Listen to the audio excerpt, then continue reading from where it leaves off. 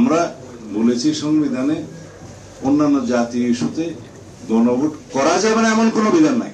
এই গণভোট হবে একই দিনে। সেই গণভোটটা করলে সুবিধা এবং অসুবিধা, আমরা সুবিধার কথা বলেছি এই জন্য এই নির্বাচনটা হওয়ার জন্য আর 2-3 মাস বাকি আছে। একটা জাতীয় সংসদ নির্বাচন আয়োজন করা একটা মহাযজ্ঞ।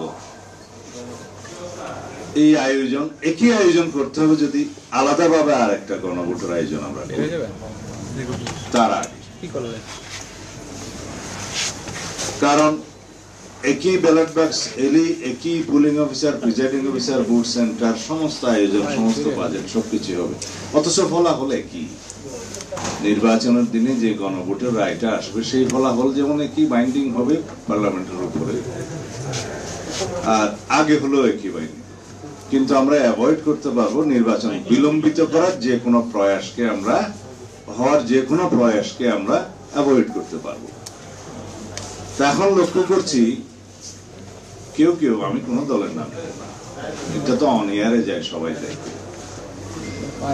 এখনো আবার সেই আগের জায়গায় আগে গণভোট হতে হবে, কনস্টিটিউশন অর্ডার করতে হবে। এগুলো আমাদের মনে হয় পরিহার করা উচিত। এগুলো হচ্ছে মূল চ্যালেঞ্জ। নির্বাচনটা চ্যালেঞ্জ না। যারা নির্বাচন বিলম্বিত করতে চায় বিভিন্ন কায়দা কানুনের মধ্য দিয়ে, সেটাই হচ্ছে চ্যালেঞ্জ।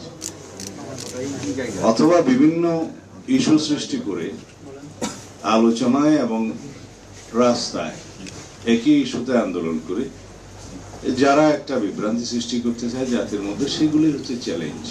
মূল চ্যালেঞ্জ এটা না। যারা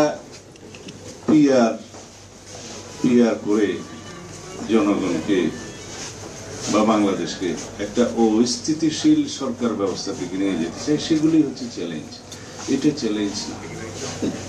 আমরা বলছি গণভোট আয়োজনের জন্য যে আইনি বিধানগুলো করা দরকার, সেগুলো কনস্টিটিউশনকে স্পর্শ করবে না।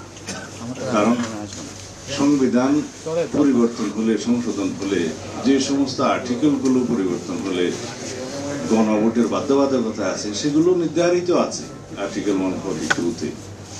কিন্তু সেই সংশোধনীটা যখন হবে তখন তার পরবর্তী বিষয় চূড়ান্ত অনুমোদনের জন্য রাষ্ট্রপতি স্বাক্ষরের আগে যেতে হবে। সেই জায়গায় আমরা এখন আসি নাই। আমরা বলেছি সংবিধানে অন্যান্য জাতীয় ইস্যুতে গণভোট করা যাবে না এমন কোনো বিধান নাই। সুতরাং সরকার অধ্যাদেশ জারি করে অথবা আরপিওতে সংশোধনী এনে একটা গণভোট পরিচালনা করার জন্য নির্বাচন কমিশনকে ক্ষমতা প্রদান করতে পারে, এবং নির্বাচন কমিশন সেই গণভোটটা করতে পারবে একই দিনে জাতীয় সংসদ নির্বাচনের দিন। এখানে ফলাফল একই আগে হলে একটা সুবিধা আছে যে একই আয়োজন, একই অর্থ ব্যয় এবং একই লজিস্টিক, একবার ভোট সেন্টার, তাতে এই সুবিধা পাওয়া যাবে।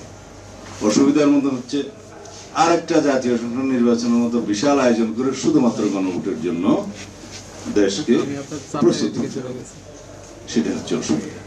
কিন্তু ফলাফল সেটার একটা লক্ষ্য থাকতে পারে, এই নির্বাচন যেন বিলম্বিত হয়, সেদিকে আমি যাব না। কিন্তু আরো একটা প্রশ্ন এসছে যে জাতীয় সংসদ নির্বাচনকে যাতে অসুবিধার মধ্যে না ফেলে, যাতে জনগণকে বিভ্রান্তির মধ্যে না ফেলে, সেই জন্য নাকি 2টা ব্যালট দিলে একটু একই দিনে অসুবিধা হবে।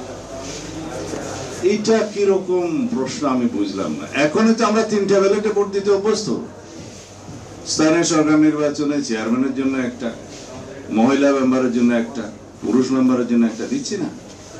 যদিও সেই নির্বাচনগুলো ফ্লড হয়েছে, বাট দিচ্ছি। উপজেলা নির্বাচনে উপজেলা চেয়ারম্যানের জন্য একটা, মহিলা ভাইস চেয়ারম্যানের জন্য একটা, পুরুষ ভাইস চেয়ারম্যানের জন্য আমরা দিচ্ছি। সিটি কর্পোরেশন মেয়রও এরকম 2-3 সুতরাং আমাদের জন্য প্রস্তুত।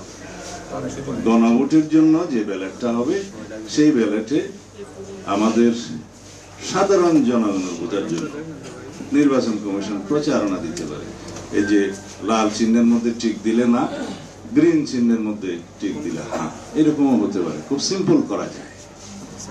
আর গণভোটের প্রশ্ন তো জনগণের সামনে উন্মুক্তই থাকবে।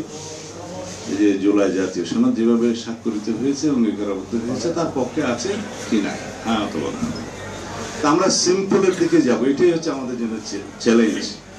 যারা জটিল করতে চাচ্ছে তাদেরকে আল্লাহ হেদায়েত নসিব করুন।